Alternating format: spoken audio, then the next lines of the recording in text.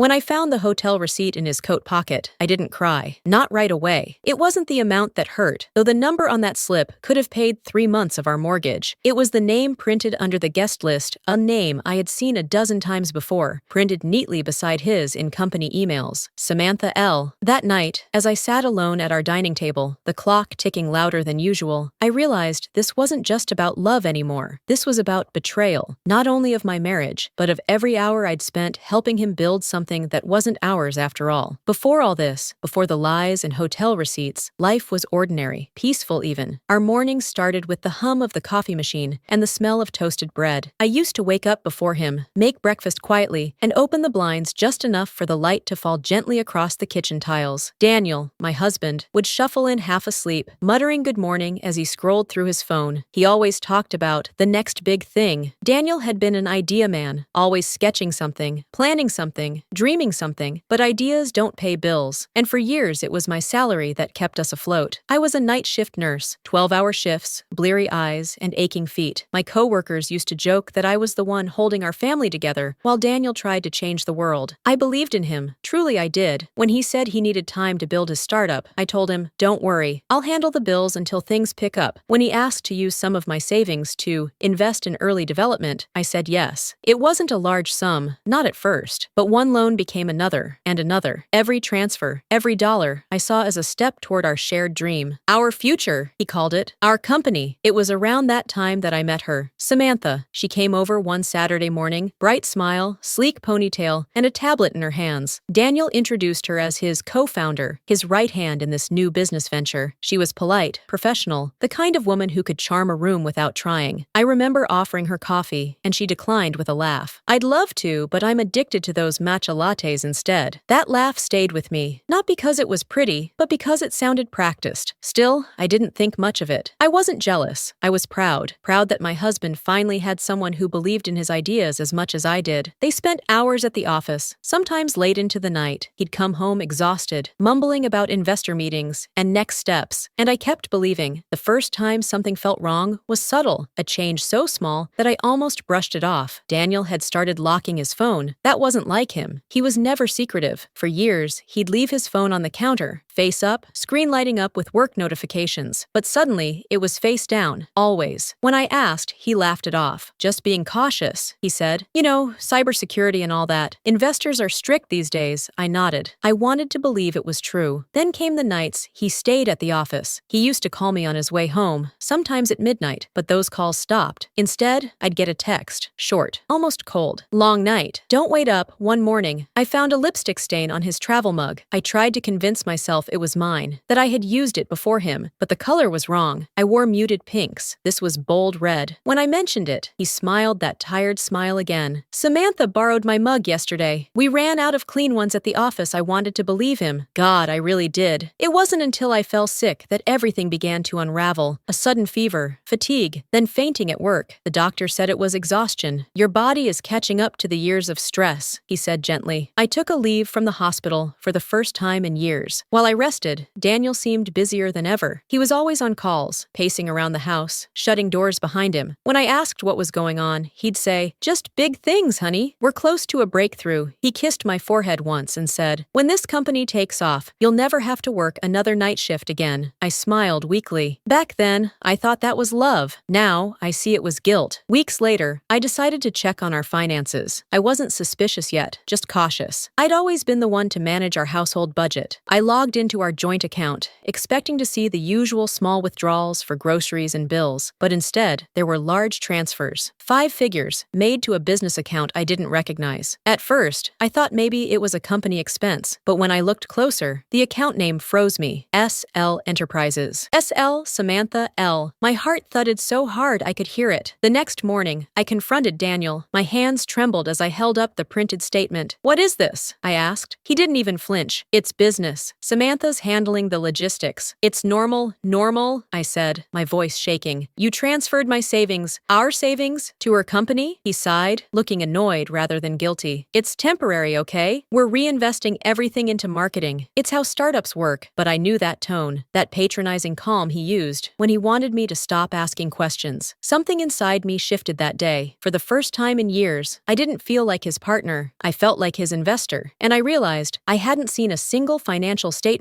contract, or document for this startup that I was supposedly part of. That night, as he snored softly beside me, I opened my laptop and searched SL Enterprises. The first result showed a small company registered just months ago, listed under Samantha's full name. No mention of Daniel, no co-founder, no partnership. My savings had built her company, not ours, not his, hers. And I suddenly remembered that hotel receipt. The next morning, I couldn't look at him. My chest burned with a mix of shame and disbelief.